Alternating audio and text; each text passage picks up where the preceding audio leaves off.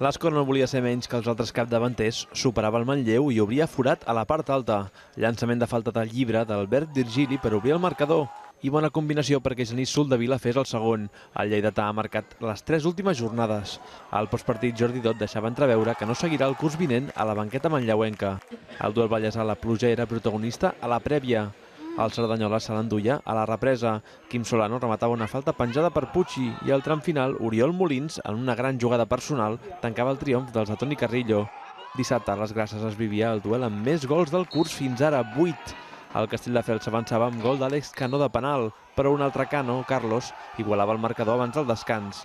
A la represa, Gilberto tornava a donar avantatge als visitants, però en un intercanvi de cops constant, Pacheco i Carlos Cano, que completava un triplet, capgiraven el duel.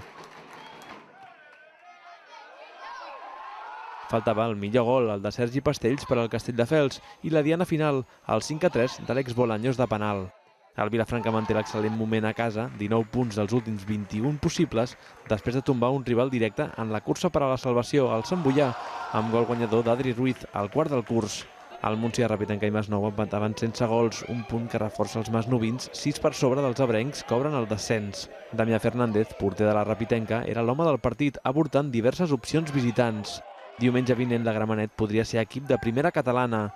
Brian Quijada, en una jugada personal, avançava els colomencs davant el Gavà, però els blaugranes, amb un home més, capgiraven el marcador abans del descans amb gols d'Uri i d'Adrià Grau.